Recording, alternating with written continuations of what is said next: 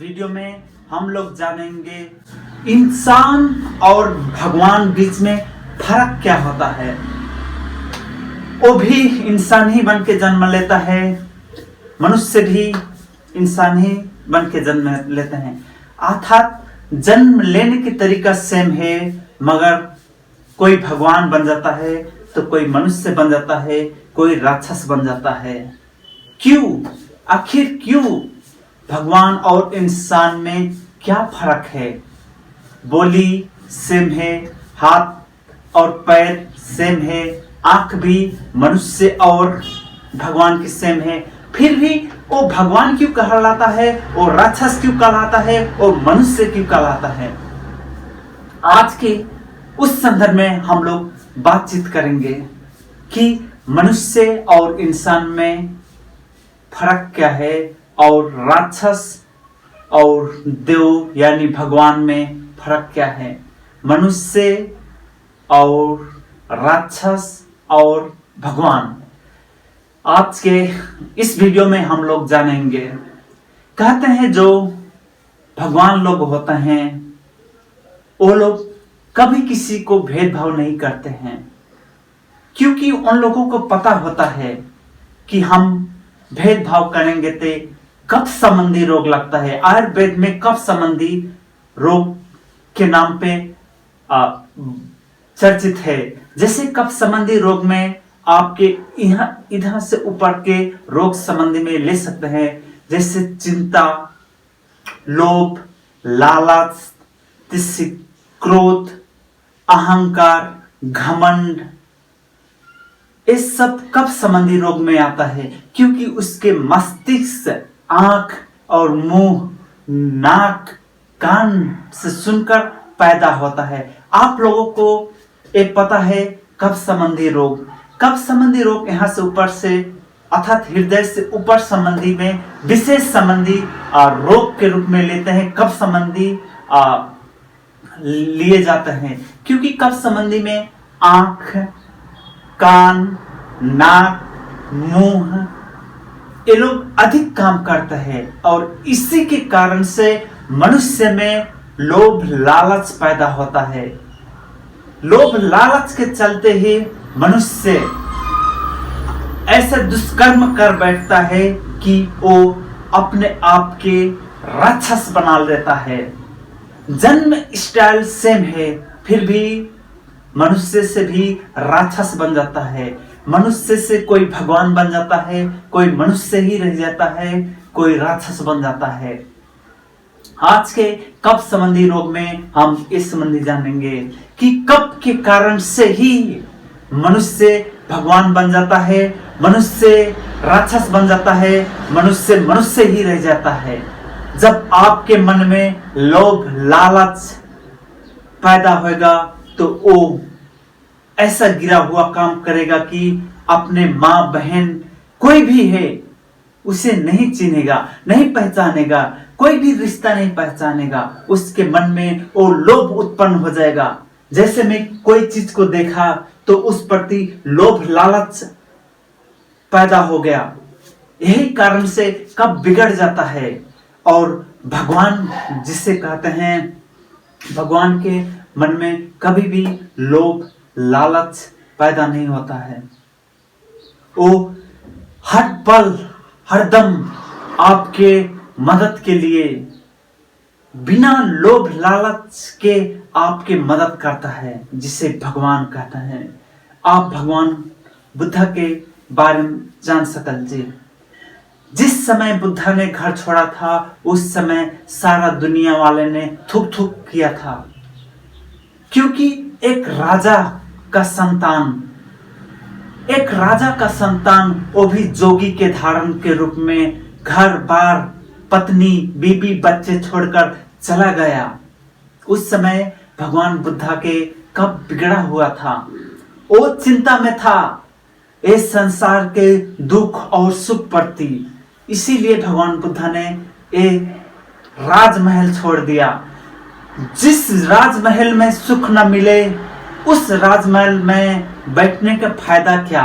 इसीलिए भगवान बुद्ध ने अपने महल को छोड़कर अपने जंगल के तरफ निकल गया, तपस्या करने लगा। भगवान बुद्धा के गुरु कौन था, किसी की भी पता नहीं था। भगवान बुद्धा के गुरु प्रकृति है। प्राकृतिक जीवन शैली से ही भगवान बुद्धा ने ज्ञान बुद्धित्व प्राप्त किया है और पूरा संसार को बांध डाला। भगवान बुद्धा के जीवनी से हम लोग जान सकते हैं, आप लोगों जब चिंतित हो उस समय किस कारण से चिंतित है। सिर्फ दुई कारण से मनुष्य चिन्तित हुन्छन् अथवा समाधान नि त्यसको दुई कारणबाट हुन्छ। मनुष्य जब मनुष्य में जब लोभ उत्पन्न होता है तो उसके कारण से वो चिंतित पड़ जाता है। कोई वस्तु प्रति आकर्षित होने पर मनुष्य में चिंतित हो जाता है। चिंता के दुई मात्र उद्देश्य अर्थात दुई मात्र त्यसको अर्थात दुई मात्र उससे समाधान करने के लिए तरीका है। एक, उससे समाधान कर दीजिए, कौन कारण से टेंशन है आपको उसे समाधान कर दीजिए चिंता के, और दूसरा उसे त्याग कर दीजिए। दूसरा नंबर में त्याग कर दीजिए। भगवान बुद्धा ने दोनों ही किया, भगवान राम ने भी दोनों किया। भगवान बुद्धा के समय में उनके घर बार के कारण से वो चिंतित था। सुख सुविधा अर्थात दुख क्यों आता है, मनुष्य रोगी क्यों होता है, मनुष्य दुखी क्यों होता है, इसके खोज के अनुसंधान में भगवान बुद्धा जुट गया और पूरा संसार को भी बता दिया, आप चिंता से मुक्त रहो।